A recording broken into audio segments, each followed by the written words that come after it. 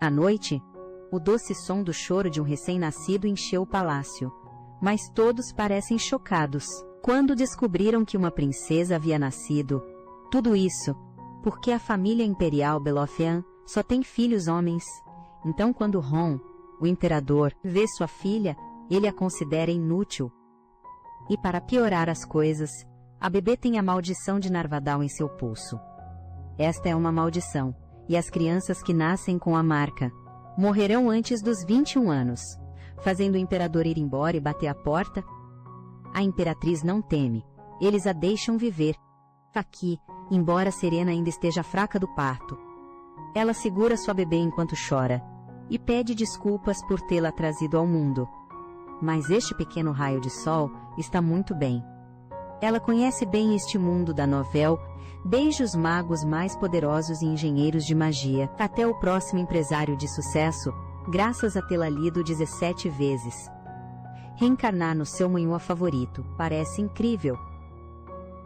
A linhagem imperial Belophian é infame, por ser impiedosa e por considerar seus filhos apenas como herdeiros. Por 500 anos, apenas meninos nasceram. Por isso, o treinamento de esgrima deles é feito apenas para homens, dificultando o aprendizado das mulheres.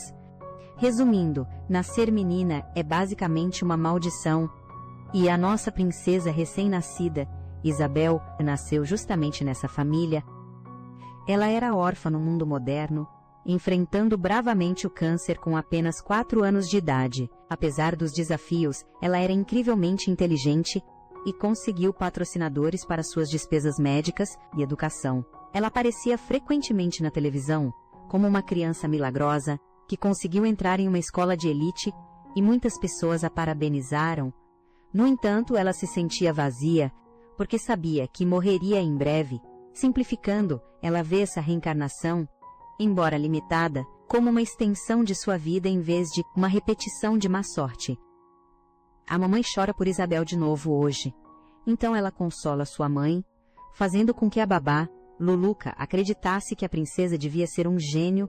Quando a mãe diz que não precisa que Isabel seja um gênio, e só quer que ela cresça saudável, Isabel percebe que esta vida é realmente um presente. Ah, que coisa mais preciosa! E o pai, vamos ver se ele vai para a lista do lixo. É uma tradição da família realizar uma cerimônia de seleção, bem parecido com escolher seu Pokémon inicial. No entanto, aqui Isabel deve escolher a grande espada, aclamada sobre as outras 10 espadas medíocres. Hoje é a cerimônia, e nossa preciosa bebê de 1 ano entra no Salão das Espadas. Ela é abençoada por presenciar uma noite encantadora, irmãos charmosos e seus pais divinos. Uau, que rostos perfeitos! Ela não acredita que pode olhar para os rostos deles de graça, mas, por enquanto, ela precisa focar e sobreviver ao dia de hoje. A Academia da Espada é uma instituição poderosa, que ajudou a estabelecer o Império, e eles sem dúvida não aceitarão uma princesa que seja incapaz de aprender esgrima. Na novel, um assassino aparece assim que ela toca na espada, e Isabel sobrevive por pura sorte. Algo que nossa garota não quer depender. Ela ainda não quer morrer, pois seria uma pena não conhecer sua linda família, e há tantas sobremesas que ela quer comer, que não pôde em sua vida passada. Seu objetivo agora é escolher seu pai, a melhor espada do Império, em vez da espada infernal. Então ela começa a engatinhar, mas o pensamento no assassino a deixa extremamente nervosa. Para se distrair, ela começa a cantar, fazendo o adorável assistente do imperador, Viatan, acreditar que a princesa aprendeu a recitar cânticos mágicos, o que não faz sentido nenhum, já que ela é uma princesa do Império. Em esgrima, Isabel está quase lá. Mas as escadas, a pior inimiga de um bebê, são algo que ela precisa enfrentar, e meu Deus, ela é a coisa mais fofa. Enquanto ela sobe com dificuldade até seu pai, eu não aguento, ela é adorável demais. Posso morder essas bochechas, por favor? Ela já está sem fôlego, mas ela adora isso, porque respirar fundo costumava machucá-la. Para essa doçura, as pequenas coisas importam muito. Quando ela finalmente chega ao topo, ela rapidamente abraça a perna do imperador e pronuncia corretamente a palavra papai, ela está toda aconchegada nas pernas do pai, absorvendo aquele calor paterno. Quando Sermon, seu irmão mais velho, aparece para dar um oi, o segundo filho, Carmen, parece ser tímido, enquanto o terceiro filho, Mahale, fica todo emburrado e diz que é o mais fofo. Isabel começa a rir com vontade enquanto os observa, quando ela ouve um resmungo dos garotos da Academia da Espada, provavelmente porque eles não têm mais chances de enviar seus assassinos. Ela precisa acabar com isso agora. Então ela sobe em seu pai e dá um tapinha nele, declarando que o escolheu. Ser Vietnã tem certeza de que a princesa escolheu o imperador, o que faz o imperador fuzilá-lo com o olhar, por brincar que consegue conversar com um bebê.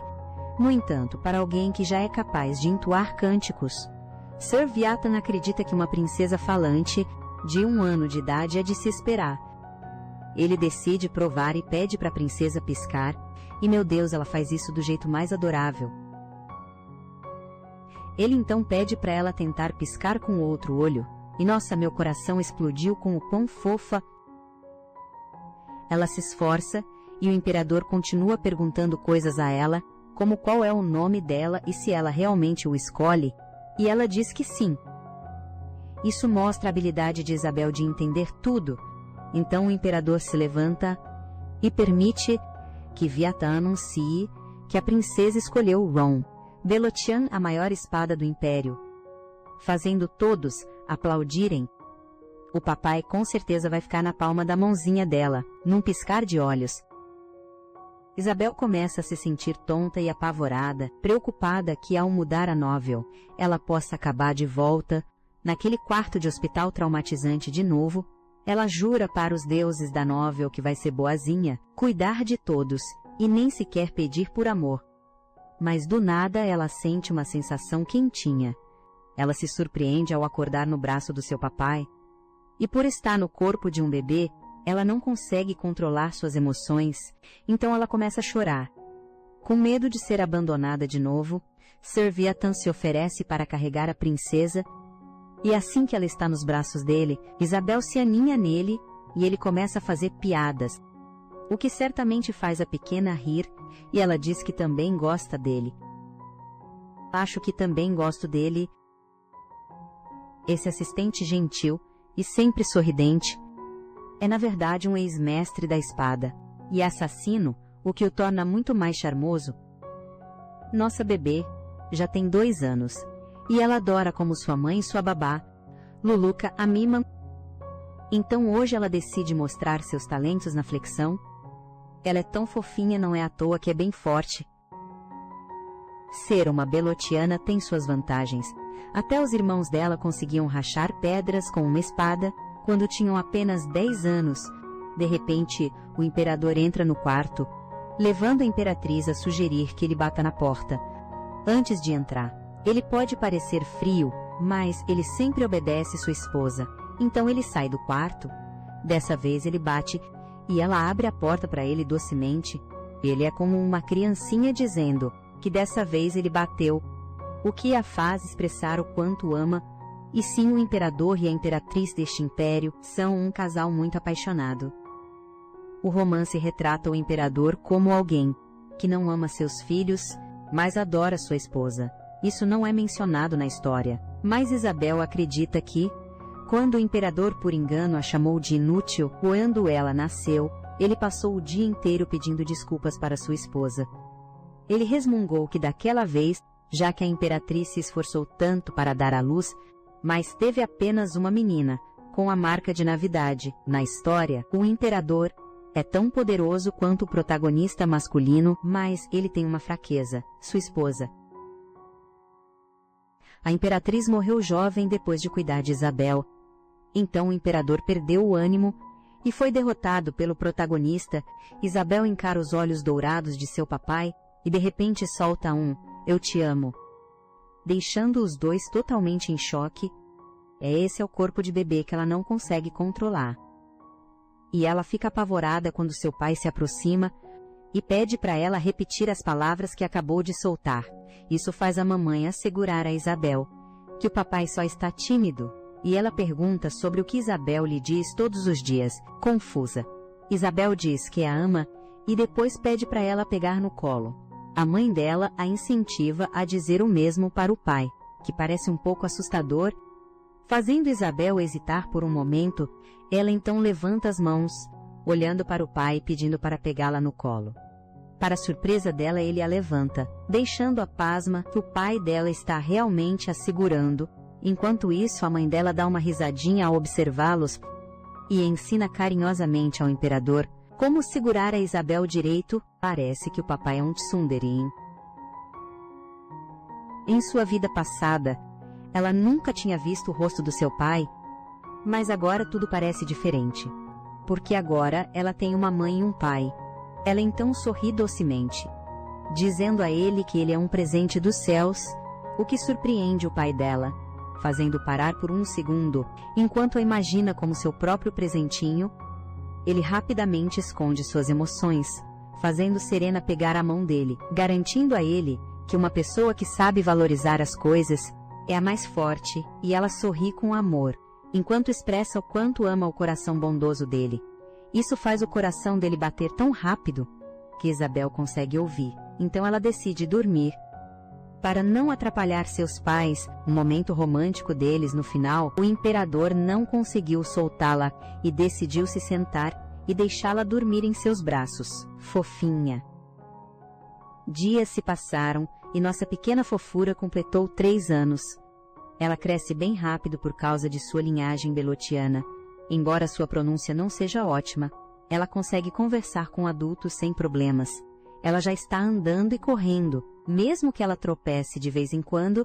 A mãe de Isabel a informa que Sir Viathan seria seu primeiro professor, o que ela aprova, porque ele é um espadachim de uma família de feiticeiros. Então ele é totalmente capaz de usar magia, e ela fica obcecada quando ele a faz voar. Quando ele chega hoje, Isabel corre até ele prontamente e de um jeito fofo, fazendo a mamãe rir, com a interação adorável entre os dois. Quando a imperatriz sai da sala, Isabel fica curiosa sobre o porquê de Viathan ser seu professor, o que faz o rapaz parecer que está chorando, mas nossa garota percebe que ele não está. Ele admira o discernimento e a percepção dela, o que leva a pequena a repreendê-lo por usar palavras difíceis para testá-la. Ela explica claramente que não quer ser testada e que só quer se dar bem porque, afinal de contas, ela vai morrer em breve, o que o choca porque ela entende o que é a morte. Ele sorri, mas está claro que pretende matar a pessoa que ensinou Isabel sobre a marca do narval. Assim, nossa garota não pode alegar que ouviu por acaso. Para proteger a todos, ela diz que ouviu da parteira quando nasceu, e para ser ainda mais convincente, ela descreve a noite em que sua mãe chorou e seu pai a chamou de inútil. Viathan compartilha isso com o imperador, explicando a calma de Isabel ao falar sobre a morte e como ela se lembra de tudo.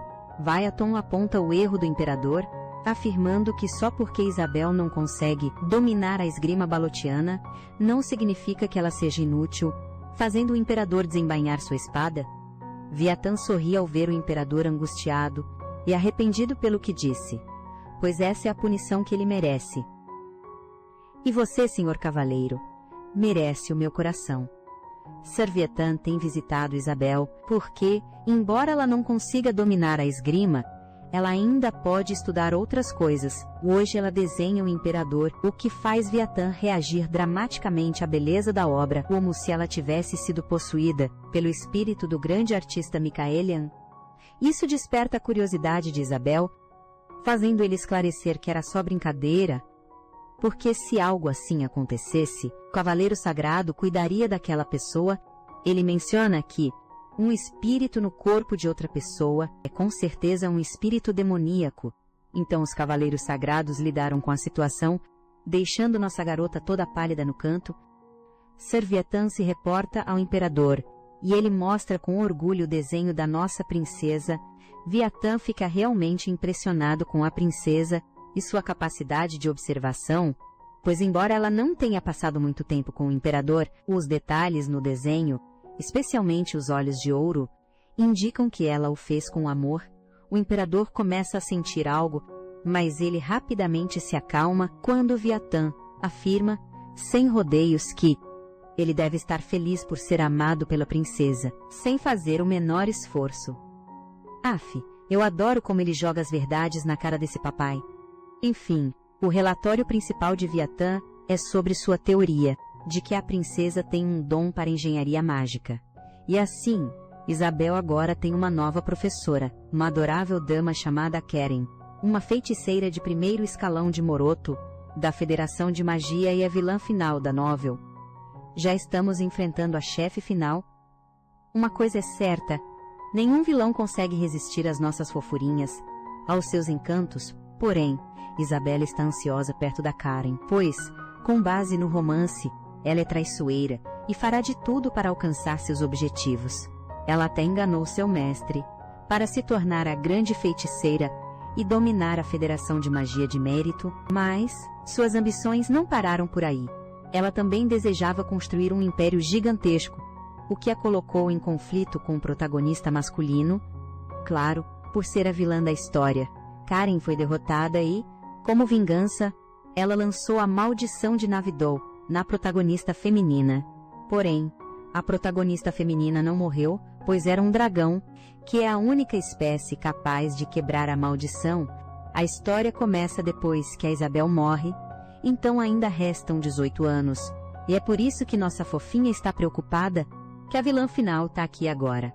Karen sente que algo está errado com a Isabel, e quer consolá-la, mas ela hesita. Quando Isabel diz que prefere o Sir Viatan para espantar uma vilã, Isabel faz birra e grita pelo Sir Viatan. Se o Ser Cavaleiro ouvir isso, ele vai morrer de felicidade. Isabel para de repente quando percebe a Keren encarando-a com aqueles olhos assustadores, e ela percebe que a única pessoa que pode detê-la, o Arun, é o protagonista da história. A Isabel maltrata o Arun, o que o desperta para se tornar o mais forte, mas a nossa garota nunca fará isso. Portanto, ele pode não despertar. Isso também implica que ele não guardará rancor do Império e se tornar imperador. A Karen se opôs ao Arun porque ele era o imperador, mas se isso nunca acontecer, a Karen terá que enfrentar a família Belotiana, já que ela quer conquistar o mundo. A Isabel não deseja se tornar uma vilã nesta vida, assim sua mãe não morrerá por causa dela. E seu pai permanecerá saudável, ele certamente derrotará a Karen quando ela se tornar uma vilã no futuro. Então a Isabel para de chorar e fica toda adorável enquanto ela planeja manter a Karen por perto. No dia seguinte, quando a Karen chega, nossa princesinha oferece calorosamente a ela a bala de goma, que ela estava guardando só para ela com a intenção de baixar a guarda da Karen. Perto dela, como uma criança curiosa, ela começa a atacá-la com perguntas e, para sua surpresa, a Karen responde a todas elas. Ela descobre que a Karen tem 22 anos e está aprendendo magia há 7 anos.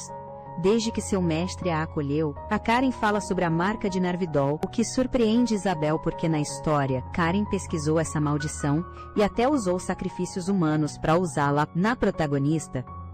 Karen então pergunta a Isabel se ela está com medo ou triste, porque ela vai morrer em breve. Mas como uma garota que já enfrentou a morte, ela vê esta vida saudável como uma bênção. A princesa sorri para Karen, dizendo que encontrá-la também é um presente, o que é verdade, porque encontrá-la mais tarde pode ser mais aterrorizante. Ela então compartilha que não quer que as pessoas que ela vai deixar para trás fiquem tristes, mas também não quer que eles não se importem.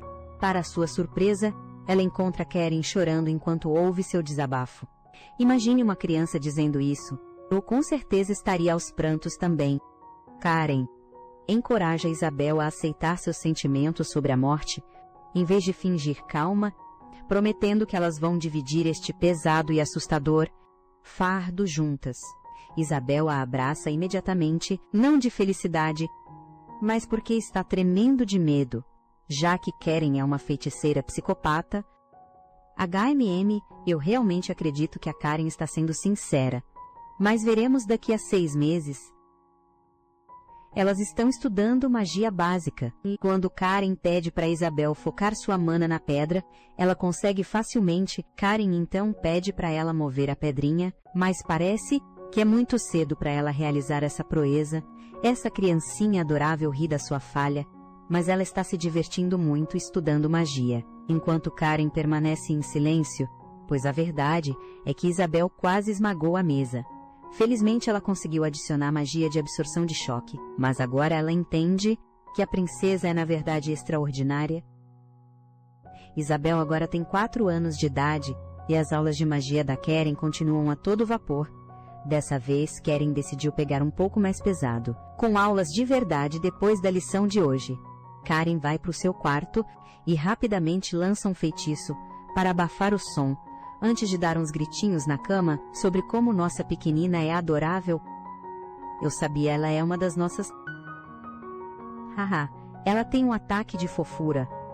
E começa a bater no travesseiro, mas depois de um tempo, ou depois de rasgar o travesseiro, ela recupera a compostura. Os pais da Karen a abandonaram em um orfanato, onde ela tenta se encaixar. Uma vez ela rejeitou um garoto órfão, o que a fez sofrer bullying dele e dos outros jovens. A cuidadora nem ficou do lado dela e só pedia para ela se comportar, deixando-a apática com o tempo. Wilhelm, o chefe da Federação de Magia Marcial, a acolheu um dia. E quando ele disse que ela podia chamá-lo de pai, ela realmente acreditou que poderia ser feliz de novo. Porém, era uma falsa esperança, porque Wilhelm na verdade é perverso. O que a fez desistir da vida. Quando ele ensinava magia, ela aprendia. E quando ele dava ordens, ela obedeceu como se fosse uma marionete. Não fica claro o que ele fez exatamente com ela, mas ele parece muito sinistro. Então não é de se espantar que ela virou uma vilã. Um dia Karen se cansou e quis vingança. Então ela estudou muito, e por fim se tornou a mais jovem feiticeira de primeiro escalão aos 20 anos. Quando ela descobre que o Império está procurando uma professora de magia, ela aproveita a chance para deixar o Wilhelm e decide fazer uma pesquisa na Arvidal, usando a princesa para lutar contra Wilhelm. Porém, nem tudo saiu como planejado, porque a princesa que ela conheceu era bem amigável, e a primeira pessoa a perguntar sobre ela ficou chocada que uma princesa à beira da morte via a vida dela como um presente e que ela mesma era considerada a primeira vez dela recebendo amor, hein? Eu serei sua amiga. Karen se viu em Isabel, pois ela também já havia desistido e ela está ansiosa para ajudar Isabel agora. Karen relata ao imperador que a princesa tem o potencial para se tornar uma feiticeira brilhante um dia, mas o imperador parece indiferente, porque a grandeza está no sangue de sua filha. Pelo que ela ouviu, o imperador não gosta da princesa, mas sua expressão convencida mostra que ele é um pai orgulhoso. Então ela tem certeza que o imperador é um dos nossos. Karen encontrou um colega fã de Isabel como prova extra. Enquanto Karen sai da sala, o imperador pergunta timidamente se a princesa está gostando da sua aula de magia, o que a surpreende, porque ela nunca tinha ouvido um pai perguntar isso antes. Todos só querem saber se o filho tem talentos, mas nunca consideram como eles se sentem. Apenas alguns dias depois, a capital celebra o aniversário do imperador, e a imperatriz está bem ciente da atitude do marido. Então ela diz a ele para disfarçar seu tédio, fazendo este imperador compreensivo acenar de um jeito fofo, como ele prometeu. Enquanto a celebração começa, muitas pessoas se aproximam do imperador para parabenizá-lo, mas as damas, suspirando por ele, vão à parte que ele menos gosta da ocasião. Eles estão bem longe, mas Ron tem uma audição melhor que os outros e consegue ouvi-los claramente. Enquanto isso, nossa garotinha fofinha está na floresta, colhendo flores, enquanto Luluca está sem fôlego de tanto procurar por ela. Para acalmar sua babá, ela oferece uma flor e usa um pouco de magia para fazê-la brilhar. Isabel gosta de correr, porque não importa o quão longe ela corra, seu coração acelerado nunca dói, o que a deixa muito feliz. Toda vez que ela fala sobre como era antes, de repente fico triste. Ela ouve uma voz dizer que descobriu um tesouro. Então ela se vira confusa sem entender por que Luluca sumiu. E um homem mascarado apareceu. É melhor ele não mexer com a nossa garota. Mas parece que nossa garota não está apavorada. E até pergunta quem ele é, o que leva o cara a revelar que está pensando em adotá-la. Já que ela não tem guardas, ele pede para ela ir com ele fazendo Isabel balançar a cabeça inocentemente. Não há dúvida de que este homem é um dos convidados, delegados, e já que ele conseguiu fazer a Luluca desaparecer, ele mira numa criança com talento mágico e é corajoso o suficiente para sequestrar uma princesa. Isabel acredita que ele é Wilhelm. E quem disse que a princesa não tinha guarda-costas? Serviatã aparece atrás do nojento e imediatamente o apunhala antes de arrancar o Luca de seu corpo. O homem mascarado está usando apenas uma forma mágica, mas Viatã o avisa para não ficar aliviado, porque ele é um especialista em reunir provas. Ele jura que vai encontrá-lo e... Ele não pode falar essa palavra na frente da pequena princesa, então ele apenas diz que vai tratá-lo como um amigo. Assim que o homem mascarado some, Byron não consegue deixar de se estressar com o quão calma Isabel está. Novamente, Isabel segura sua mão e, com um sorriso, diz a ele que sabia que ele viria por ela, fazendo este grandão de bom coração chorar e abraçá-la por ser tão carinhosa. Isabel retribui o abraço e o declara o melhor. Eu realmente amo a interação deles. E podemos também apreciar a dualidade desse homem. Eu o amo. Viatã parte depois de chamar os cavaleiros, deixando Isabel para continuar criando um anel de flores para seu pai. No entanto, quando eles chegam ao salão de banquetes, os 2 cavaleiros que o guardavam se recusam a deixá-la entrar, já que não acreditam que ela seja a princesa.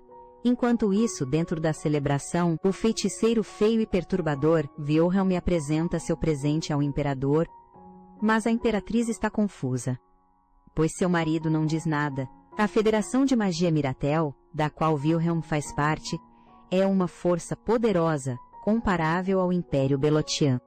Por isso, o silêncio do imperador causaria um problema diplomático. Nós sabemos que Ron tem uma audição excelente, então ele na verdade está ouvindo Isabel usar sua autoridade e criticar os cavaleiros lá fora. Ele decide agir e ordena aos cavaleiros do lado de fora que deixem a princesa entrar, o que lhes causa arrepios. Eles pedem desculpas a Isabel e, como uma garota que só quer ser feliz nesta vida, ela pega a mão trêmula do cavaleiro e diz que os perdoa enquanto entra. Ela diz ao seu papai que tem um presente para ele e avança confiantemente em sua direção, enquanto os nobres cochicham sobre o quão inapropriada ela parece com aquele rosto todo sujo. O imperador lança um olhar fulminante para eles, forçando-os a calar a boca, e diz para sua filha ficar onde está, porque ele irá até ela. Ele então se ajoelha na frente dela e descobre que ela fez um anel de flores para ele. Ele afaga o cabelo dela, percebendo que o presente dela é o motivo dela estar tão desarrumada, fazendo-a rir do quão carinhoso seu pai é. Ela se sente muito tímida, mas como não tem muito tempo, ela decide ser mais ousada e coloca o anel de flor no dedo de seu pai. Ela dá o sorriso mais doce de todos e diz o quão grata ela é por ter um pai como ele, o que com certeza aquece seu coração, a julgar por sua mão trêmula. E então ele diz: obrigado pelo presente. Ele definitivamente está se afeiçoando a ela. Naquela noite, Serena informa a Ron que seu comportamento no banquete virou o assunto do momento, já que ele sorriu quando sua filha chegou. O jeito que ele a deixa usar seu braço como travesseiro é tão fofo. Ron nega que sorriu, mas quando Saru lembra de que ele declarou que um anel de flor é o melhor presente, apesar de isso perturbar sua mana, ele só consegue ficar em silêncio, envergonhado, o que a faz rir. O papai gato vai visitar Isabelle hoje, e enquanto afaga sua cabeça, ele avisa que nem ele, nem a imperatriz poderão vê-la por um tempo, porque eles estão partindo para tratar de negócios do império. No entanto, ele promete voltar antes do aniversário dela, que é daqui a exatamente 8 meses. Então ela torce para que ele volte logo, porque ela sentiria muita falta dele. Isso derrete o coração do papai de novo, e ele promete voltar logo, antes de beijar a testa dela. Ah, isso é tão fofo! O imperador conta para Viatã, em detalhes, o quanto sua filha sentirá sua falta e esperará por ele, o que deixa este cavaleiro extremamente enciumado. Viatã então fica sério informando o imperador que Wilhelm foi realmente quem tentou sequestrar a princesa e que ele vai caçar por provas e matá-lo, com o que o imperador concorda. Se passaram 8 meses e Isabel faz 5 anos hoje. Ela agora aparenta ter uns 8 anos pelos padrões da terra. E embora ela não tenha mais bochechas fofinhas, ela ainda é tão fofa como sempre. Isabel espera por seus pais, mas já são 11h55 da noite. Então, ela decide acender sua vela com Luluca. Será que o autor esqueceu dos irmãos? Isabel espera mais um pouco antes de soprar e viva. Seu pai chega como prometido.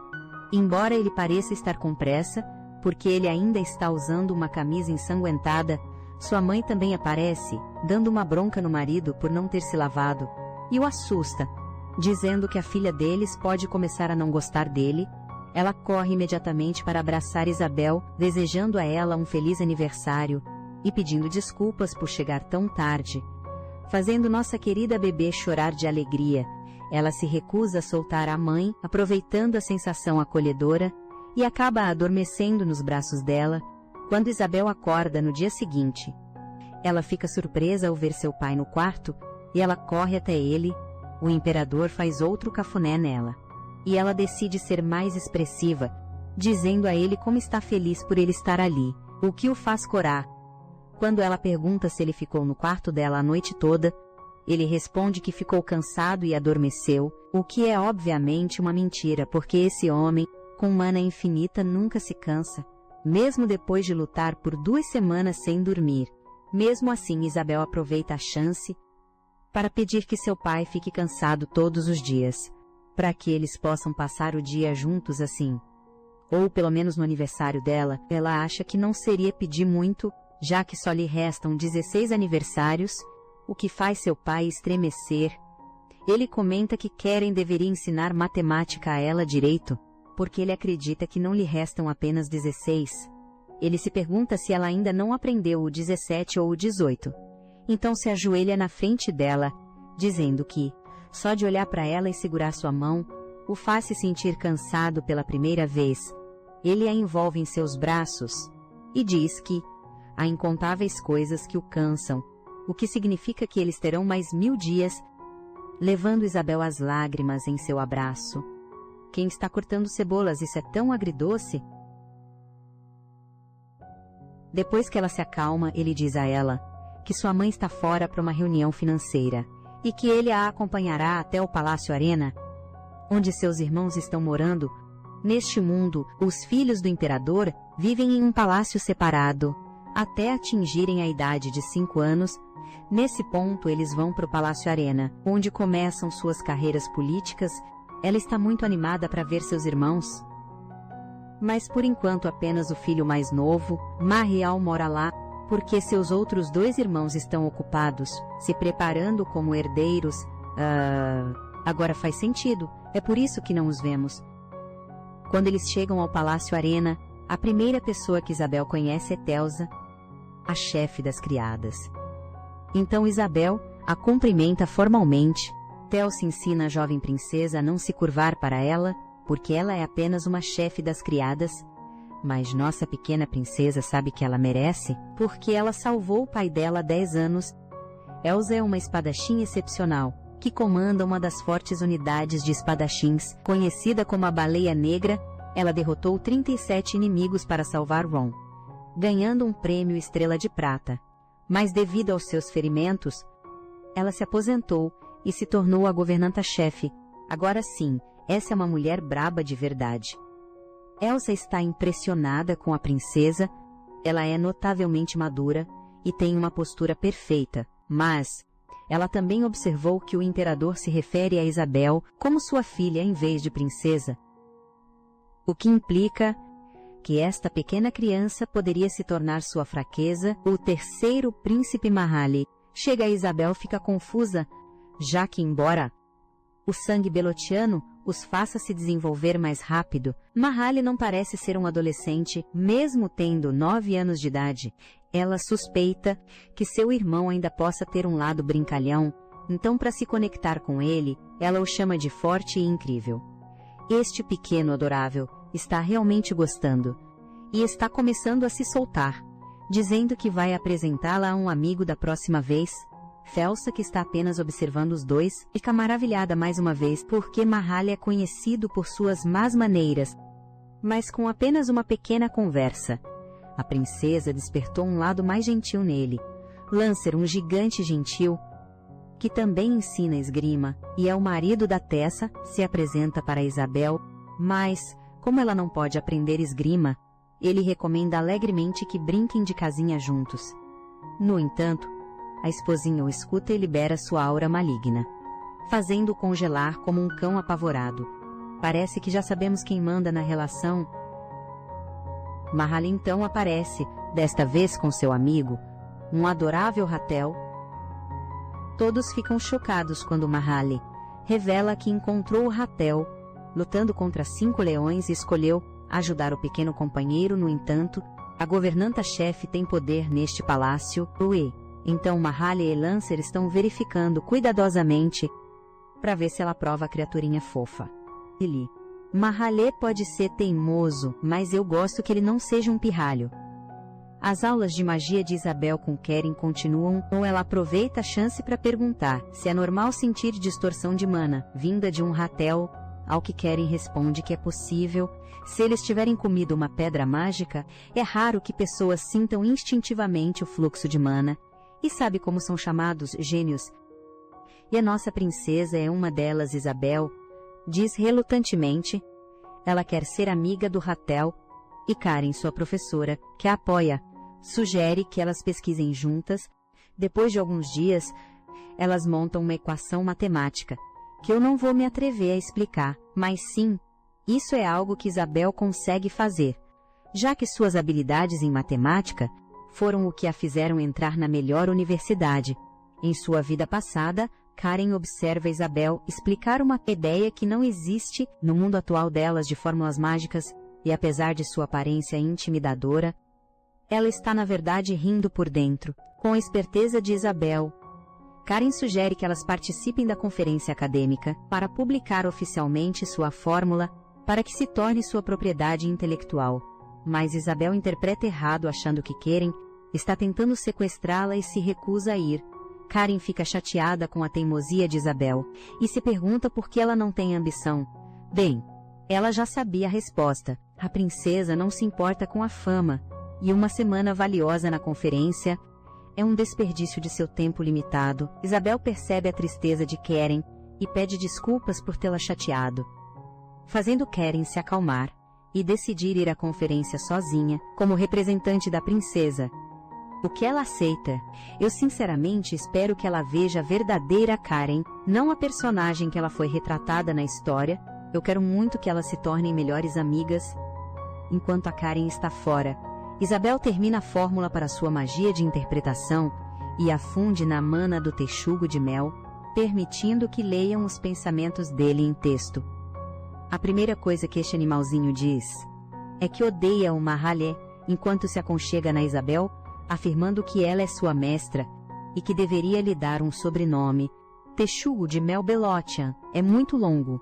Então ela lhe dá o sobrenome Kim, e agora ele atende por Texugo de Mel Kim, do que ele gosta muito.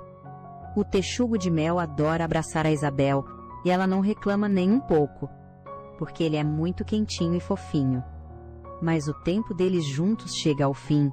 Quando Mahalli o pega para eles partirem, Isabel descobre algo importante depois que eles saem. Texugos de mel são sensíveis ao calor. Então seu novo objetivo é aprender magia de resfriamento. O texugo também gosta do Mahalli, mais especificamente ele gosta de arranhá-lo. Então os dois vivem se pegando, e então, do nada, o texugo simplesmente some no ar. Mahalli fica totalmente em choque e depois de um tempo, ele fica de queixo caído que o texugo consegue se teleportar. Esse menino é puro demais. Onde está o texugo do mel?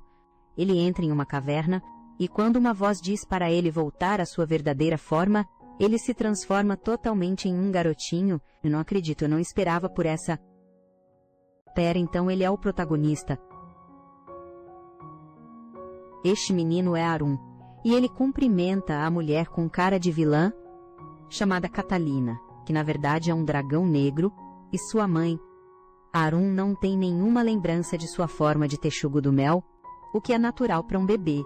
Sim, mesmo um dragão de 100 anos de idade ainda é um bebê.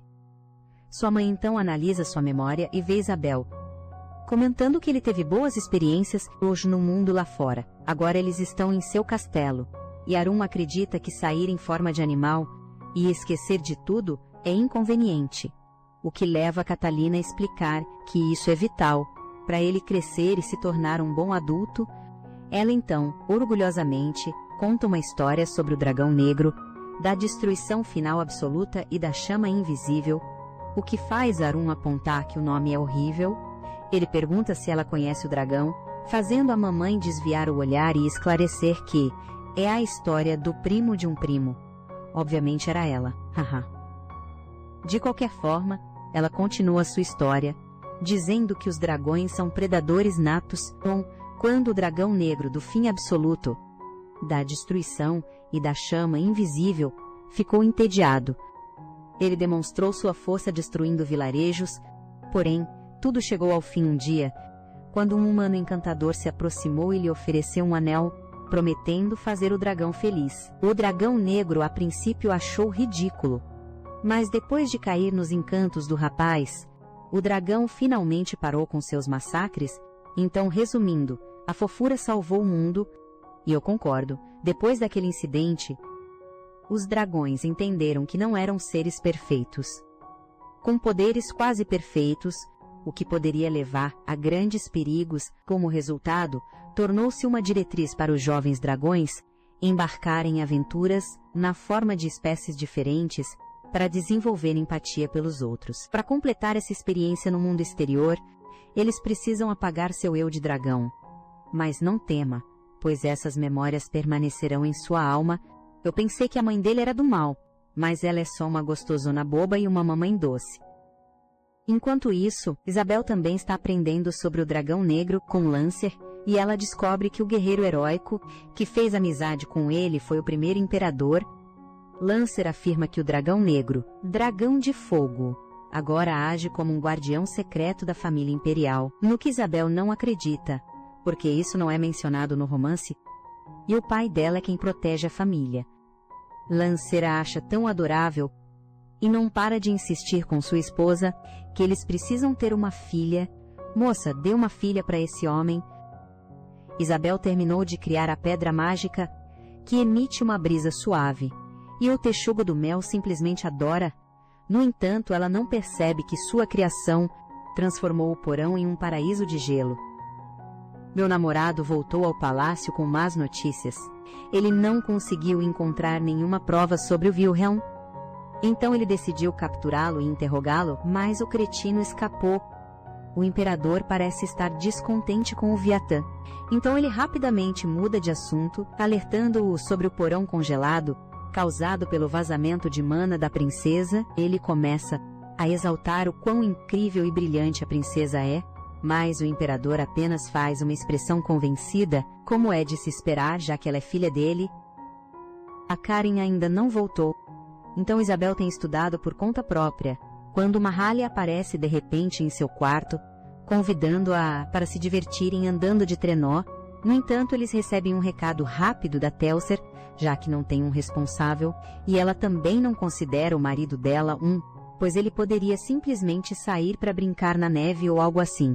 Serviatan chega e se oferece para ser o responsável, e nossa garota corre empolgada na direção dele. Ele a levanta no ar e lhe dá um abraço apertado. Claramente com muita saudade dela, ele é definitivamente o tio legal. Eles usam um portão de teletransporte, e Isabel fica apavorada ao descobrir que o passeio de trenó, que seu irmão quer fazer, é na verdade no topo de uma montanha. Ela se agarra em Viatan, que claramente gosta de abraçá-la, enquanto Mahalia e o texugo de mel vão em busca de adrenalina, e deslizam montanha abaixo. Eles já voltaram para casa, e Isabel está curiosa para saber por que um portão de teletransporte tão caro fica localizado em uma área montanhosa, fazendo Viatan explicar que aquele é o Monte Erbey, a fronteira que os separa do Império de Mutantia, lar de raças não humanas. Depois disso, Isabel parte o coração de Bayon quando ela diz: que está um pouco chateada com ele, porque enquanto ela estava com medo mais cedo, ele parecia estar se divertindo com a situação. Viatan se ajoelha com uma expressão séria, dizendo que na verdade ficou feliz em vê-la com medo, especialmente porque ela costuma ser sempre tão calma, diante das situações mais assustadoras. De volta na montanha, ele viu o medo dela de morrer quando ela se agarrou a ele, fazendo Isabel segurar seu rosto com tristeza. Ah, esse homem! O quanto mais você vai me fazer apaixonar por você. Hoje é a aula dela com Lancer, e ela diz que viu 2 guardas, de prontidão no portão de teletransporte. Nas montanhas Erbey ela se sente péssima, por eles poderem usar os portões para se divertir, enquanto os guardas não podem usá-los livremente. Então, ela declara que quer construir um portão de teletransporte, que seja aberto para todos. Quando Karen retorna, Isabel decide se abrir com ela, dizendo a ela que antes de morrer, ela quer deixar algo para que as pessoas se lembrem dela, e isso com certeza parte o coração de Karen. Enquanto ela cerra o punho com força, Karen ouve a ideia de Isabel de desenvolver portões de teletransporte que possam ser usados regularmente, o que Karen acredita ser impossível. Com a tecnologia que eles têm agora, Isabel então mostra a ela a fórmula que ela já rascunhou, dizendo que se tiver sucesso, eles conseguirão minimizar o custo, assim como o uso de mana. Ouvir a teoria dessa pequena Einstein faz Karen sorrir. O que surpreende Isabel, pois ela nunca esperou que sua professora, geralmente séria, mostrasse tal reação, mas isso não é nada comparado ao seu surto de fã. Naquela noite, Karen passa no quarto de Viatan, e ele parece bem irritado. Até descobrir que ela quer falar sobre algo relacionado à princesa, sua carranca se transforma instantaneamente em um sorriso, e ele rapidamente serve a ela chá e doces. Acho que vou começar a shippar esses dois. Eles são tão fofos juntos. Karen, Uera, começa a compartilhar a teoria que Isabel desenvolveu, mas para sua surpresa, Viatan parece muito calmo. Em vez de ficar todo animado como um fanboy, na verdade esse cara está tentando imitar o imperador e diz que atingiu um novo nível de gado, hahaha. Para completar a teoria da princesa, Karen acredita que eles precisam de feiticeiros mais competentes, e por mais que ela não goste de admitir, Wilhelm é o único que é brilhante em conceitos mágicos, teorias e engenharia. No entanto, ela é surpreendida ao descobrir que Wilhelm está se escondendo após ser suspeito de tentar sequestrar a princesa. Karen quer usar a si mesma como isca porque o Wilhelm precisa dela de várias maneiras, e ele vai precisar dela ainda mais agora. Ela precisa do conhecimento de Wilhelm para realizar o sonho da princesa. Então, apesar do pesadelo, ela está disposta a voltar para ele pela princesa. Estou curioso, mas com medo, de descobrir o que Wilhelm fez com essa doce garota. Karen decide se despedir da princesa hoje, mas em vez disso, ela encontra a espada de Viatan em seu pescoço. Ela calmamente pergunta o que ele está fazendo, e este homem passa de sério a adorável, enquanto imita o pedido da princesa para que ele a impedisse de ir embora. Isabel então aparece dizendo que precisa de Viatan, porque Karen é forte demais para ela, e Karen simplesmente deixa a pequena amarrar sua mão com uma corda, enquanto Viatan aplaude alegremente sua obra-prima, apenas Isabel brincando com seus segundos pais. Isabel ouviu que Karen pretende ir atrás de Wilhelm, então ela implora para que não vá atrás do cara mau. Depois de conhecer o Wilhelm, Isabel percebeu que ele é mau, e o fato de que Karen se tornou uma vilã, sob os cuidados de Wilhelm, é suspeito, então ela realmente não pode deixar Karen ir embora. Ela mostra seu rostinho adorável, dizendo que a amarrou direitinho, o que significa que Karen é dela. Karen não consegue resistir à sua fofura e decide ficar por perto, porque a fofura de verdade está salvando o mundo. Depois que Karen sai da sala, Isabel pergunta a Viatan se ele poderia apresentá-la a alguém melhor que o Wilhelm. Ela mente, afirmando que leu em um livro que um engenheiro mágico chamado Taislon vive nas montanhas Erbey. Na história, Tyslon é um engenheiro mágico muito brilhante, que se torna um companheiro do protagonista. Diziam que ele foi banido da Federação Mágica de Meritel, mas a verdade é que ele se isolou nas montanhas para estudar em paz. Para o seu espanto, Viatan rapidamente se oferece para encontrar Tyslon para ela, o que a deixa muito aliviada, e a faz amar Viatan ainda mais. Este homem, com certeza, será um excelente pai para os nossos filhos. Um dia... Você não ouviu essa última parte, ok? Viatan informa o imperador de tudo, e pede que ele delegue a responsabilidade de rastrear Wilhelm, para que ele possa focar no pedido da princesa. Ele fica bastante confuso quando o imperador concorda rapidamente, o que faz o imperador cerrar o punho e mencionar que ele só tem mais 15 anos para atender aos pedidos de sua filha, deixando os dois em silêncio. Enquanto Isabel se prepara para dormir, ela ouve a janela se abrir, fazendo ela tremer ao pensar que poderia ser o Wilhelm. Mas não se preocupem, pessoal. É só o texugo de Melguin que está com saudades dela. Então Isabel pergunta se ele quer dormir junto com ela, e ele concorda com alegria. Nossa garota o aperta em um abraço, desejando que eles pudessem dormir sempre juntos.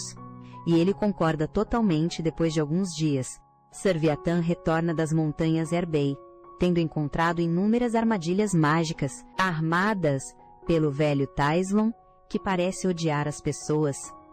Tyslon esmagou Viatan com uma pedra enorme, mas isso não foi o suficiente para derrotar este cavaleiro incrível. Quando Viatan se apresentou como o ajudante-chefe do imperador, o velho ficou mais sério e o atacou.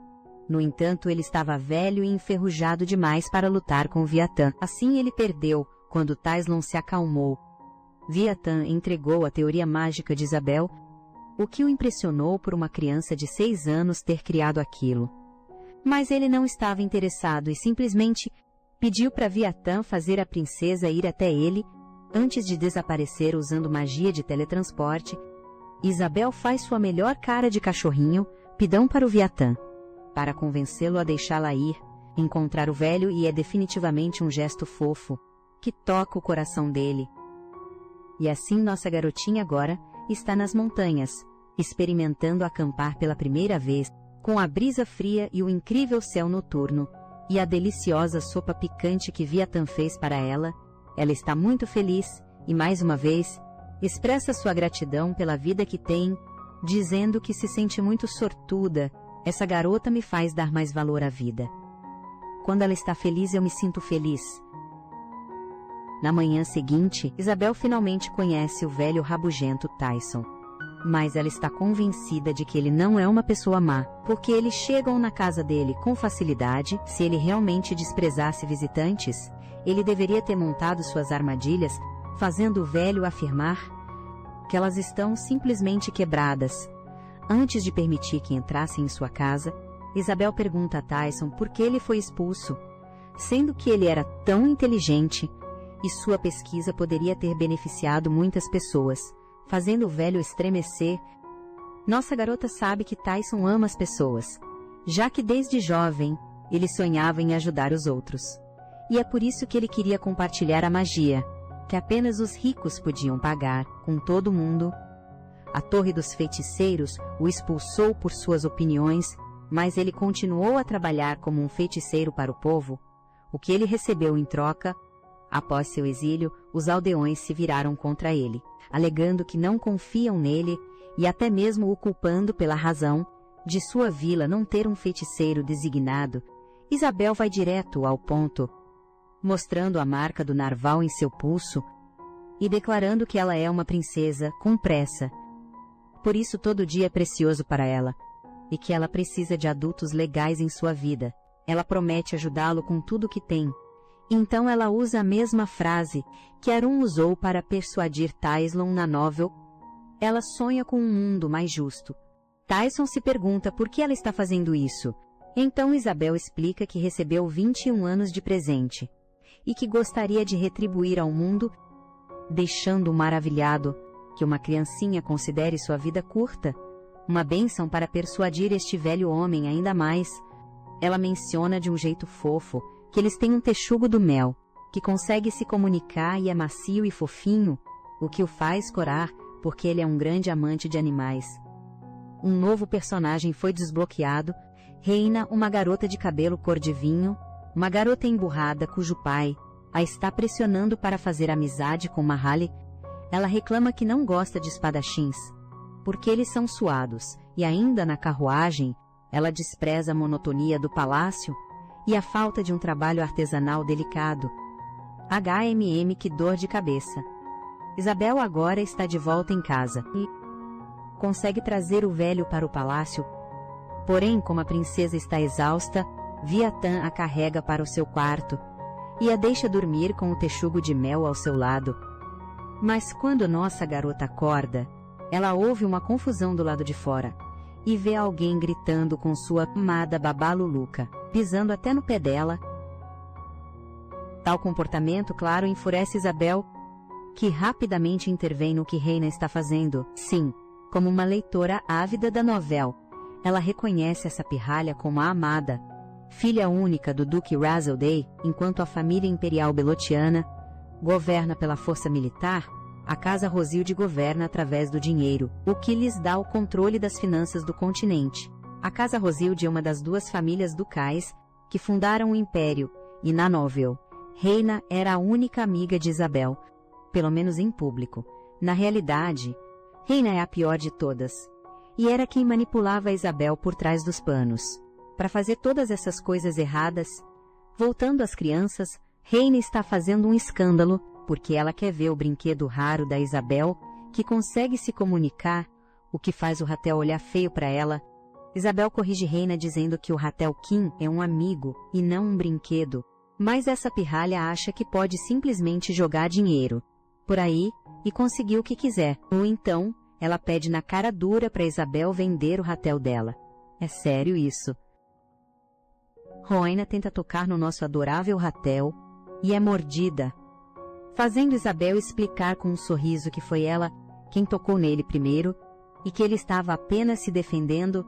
Raina chora e sai correndo, prometendo que vai fazer uma queixa, tanto faz sua perdedora. Então agora eles estão na frente do imperador, porque essa pirralha realmente fez um escândalo e contou tudo para o pai dela. Isabel graciosamente explica tudo, mas o Duque Grazilda apenas dá de ombros e quer enfatizar que a filha dele foi mordida e supostamente se machucou gravemente. Isabel prontamente corrige o Duque, apontando que o verdadeiro problema aqui é que a Lady Reina insultou a família imperial belotiana, e para provar isso ela chama o Ratel Kim, que atende pelo nome, e ela acrescenta que ela mesma, a princesa e seu irmão, o príncipe Mahaly, deram um nome ao animal e que quando uma família imperial conceder um nome a uma certa coisa, significa que aquilo pertence inteiramente à casa imperial. Isabel já tinha deixado isso claro para a rainha, mas mesmo assim ela continuou querendo Ratel. Ao ouvir a verdade, o imperador fuzila o duque com o olhar, pois agora está claro de quem é a culpa, levando o duque a ordenar que Raina se desculpe imediatamente. Para a princesa, o imperador declara que a família imperial só perdoa um erro, e com um olhar mortal, ele diz para Reina se considerar sortuda.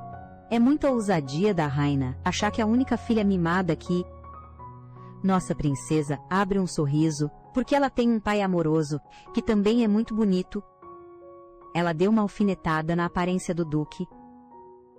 Reina não tem escolha, a não ser se curvar para a princesa e se desculpar, o que Isabel aceita com prazer. Já estou até vendo. Essa garota com certeza vai voltar para cima da nossa menina.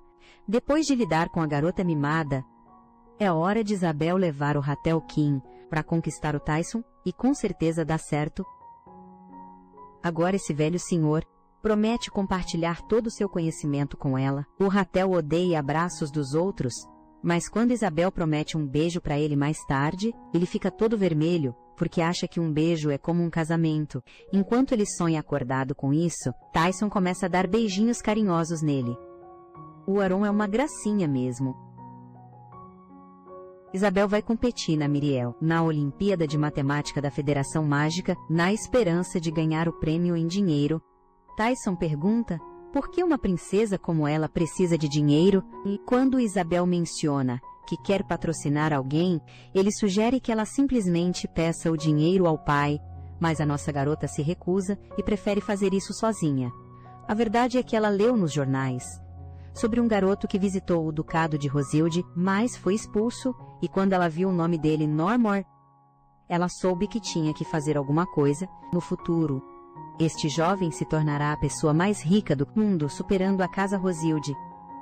Então, se Isabel o conquistar, ela não terá mais que se preocupar com os Rosildes. Ron volta para casa para sua amada mamãe Catalina. E mesmo que ele não se lembre de nada, a sensação boa permanece com ele, trazendo alegria para sua mãe.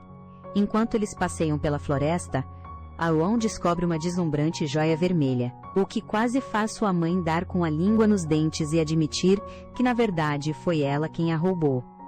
Ela rapidamente diz que alguém deve ter dado a ela, em frente a um quarto. Timidamente ele pergunta se pode pegar, e a mãe, sem questionar, diz que sim. Bom, vocês já sacaram para quem ele vai dar a joia? Com certeza para Isabel, que fica toda feliz ao recebê-la, completamente sem ideia de que o texugo de Melquim selou o acordo, sem devolução para aquele presente de noivado. Ele está garantindo que seu casamento está certo. Haha, na manhã seguinte, Felsa se surpreende que as flores desabrocharam completamente, e quando ela vê a joia que o texugo de Melguin deu para Isabel, ela se lembra de uma antiga lenda imperial, que a pedra é usada para pedidos de casamento. Quando o amor deles floresce, a flor desabrocha, o que soa bem romântico para Isabel. Segundo as teorias, o dragão da chama negra a roubou quando desapareceu, 200 anos atrás. Então, Elsa se pergunta se o texugo de mel realmente descobriu um tesouro de 200 anos, mas não tem como. Então ela deixa pra lá. Parece que o primeiro imperador a deu para Catalina. Bem, vocês conhecem a nossa princesa, ela é sempre meticulosa, então ela pede para Elsa fazer uma avaliação da pedra do pedido. Felsa fica surpresa quando o gemólogo imperial, Marco Uriel, declara que é 100% a lágrima vermelha, criada pelo ancestral de sua família, Mestre Sebastian. Ele está pronto para pagar qualquer preço, mas Felsa explica que não está à venda, já que pertence à princesa Isabel.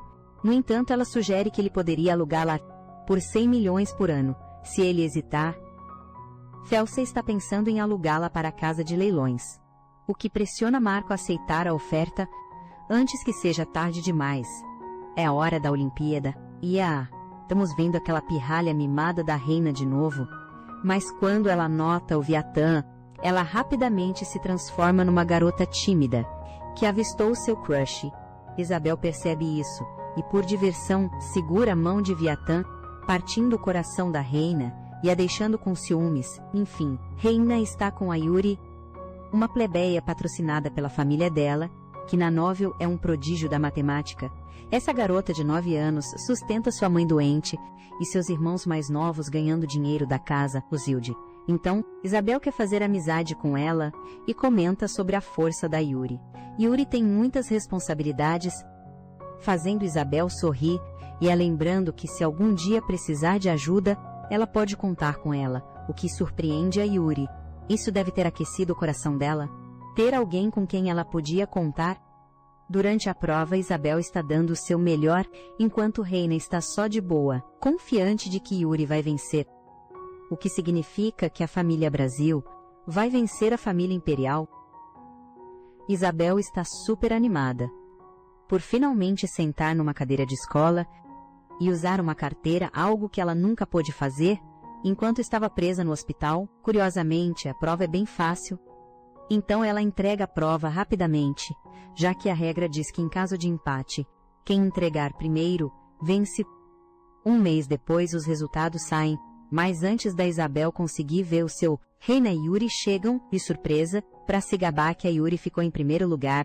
Nossa pequena luz do sol fica muito feliz pela Yuri e pega a mão dela para dar os parabéns, o que deixa a Yuri muito feliz. Depois disso, todos veem o resultado da Isabel e, como um tio orgulhoso, Virran está radiante, jogando confetes, pois Isabel ficou em segundo lugar. Porém, Isabel declara que vai contestar o resultado, porque ela gabaritou a prova, e ainda entregou a prova primeiro, fazendo Viatan levar as coisas a sério. Eles rapidamente vão para a Torre dos Feiticeiros, mas mesmo depois de Isabel compartilhar seu raciocínio, o professor-chefe ainda não aceita, porque ela usa o símbolo de portanto, aquela coisa do triângulo de 3 pontos. Ele não é oficialmente reconhecido neste mundo. Então eles afirmam que a notação dela está incorreta, deixando Isabel decepcionada consigo mesma, até que Karen aparece para salvar sua pequena. Um mês atrás, Karen percebeu a fórmula que Isabel usou. E ela tinha quase certeza que os professores poderiam usar isso como um motivo para desqualificá-la. Parecia improvável que eles deixassem uma princesa da família Belotian ficar em primeiro lugar. Karen queria estar preparada, então ela tomou a providência de registrar e publicar oficialmente os conceitos matemáticos criados por Isabel como o Teorema de Isabel. A mesma pessoa que o reconheceu é o professor-chefe, Louis. Então o símbolo de portanto tem que ser aceito agora. Eu amo ela. 3 dias depois, toda a capital está em festa, quando foi revelado que a pessoa mais jovem a vencer o primeiro lugar nas Olimpíadas, em 500 anos de história, foi uma princesa de 6 anos. Quando Isabel aparece pela primeira vez na frente da multidão, eles são imediatamente cativados por ela ser tão fofa e pequenina, e ela aproveita a chance para expressar que o motivo de ter entrado na Olimpíada é para mostrar a todos que, mesmo não podendo usar uma espada, há algo mais que ela pode fazer. Porque ninguém é inútil neste mundo. No entanto, quando perguntam se ela vai entrar para a Torre dos Feiticeiros, como se espera da vencedora, ela recusa, dizendo que só quer se divertir aprendendo magia. Quando perguntam o que ela pretende fazer com o dinheiro do prêmio, ela responde que vai doar para outros que também têm sonhos, se referindo na verdade ao Nar. Ela vai se juntar a ele e ficar podre de rica, fazendo seus olhos brilharem com cifrões, mas a plateia entende errado a resposta dela e acredita que ela é extremamente bondosa. E eles começam a gritar o nome dela. Está tudo bem, querida. Hoje você está recebendo o amor que merece. A coitada da Yuri vai chorando até a Isabel, já que a família Rosilde cortou a ajuda. Depois de a acusarem de roubo, Isabel percebe que Reina planejou isso porque ela precisava de um motivo sólido para expulsar a Yuri, então ela decidiu armar para ela. A coitadinha não para de chorar, insistindo que nunca roubou nada, e implorando para que a princesa a ajudasse. Só uma vez Isabel se encontra em uma situação um pouco difícil, porque, se uma Belotiana ajudar a garota que os Rosilde expulsaram, isso pode levar a uma confusão política. Mesmo assim, ela garante a Yuri que vai encontrar uma maneira de ajudá-la. Por enquanto, Isabel decide discutir a situação com Felsa e como elas poderiam ajudar Yuri, levando a governanta-chefe a questionar por que ela está ajudando quando não ganharia nada com isso, como alguém poderia fechar os olhos para uma criança que está carregando um fardo pesado demais para sua idade. Com uma expressão determinada, Isabel acredita que Yuri será alguém de quem ela precisará um dia. Felsa percebe que a princesa tem certeza de sua afirmação, então ela concorda em ajudar. Como governanta-chefe, ela tem o direito de contratar Yuri como empregada pessoal de Isabel.